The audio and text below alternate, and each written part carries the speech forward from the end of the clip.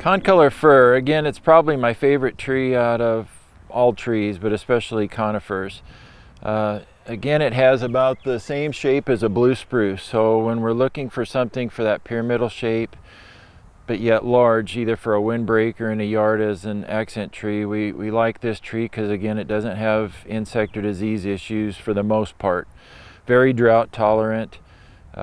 Where spruce are starting to pick up some of the blights and even cankers, we aren't really seeing that on the concolor fir as of yet. We don't want to go all of one variety of tree in plantings either, just in case there is an issue arise later on. But the concolor is very drought tolerant. In the 2012 drought and the 22 drought, where we were cutting spruce and some pine down in real dry areas, the concolor was not dying.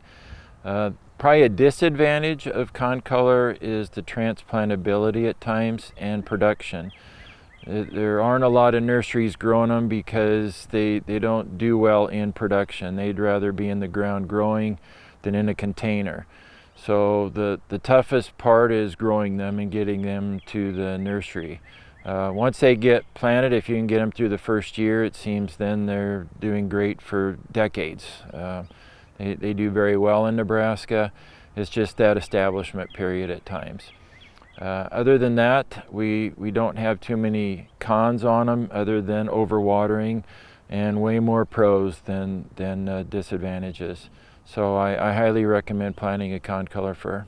Mulch is key with all plantings. I really like mulching trees. It retains moisture and keeps the weed competition down.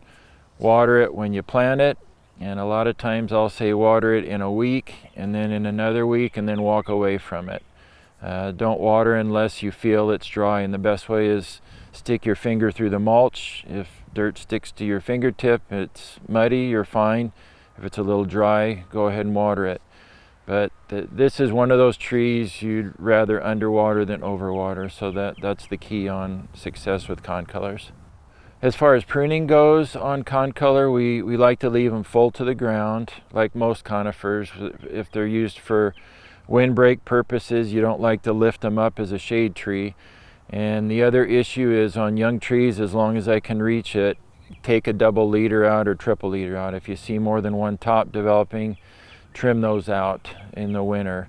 And that prevents it from maybe having a double trunk and sometimes splitting down the road as it gets a lot older. So not much care on them otherwise. We don't do too much shearing or pruning. They have a very nice natural conical shape on their own. So very nice tree, and soft. That's also kind of nice.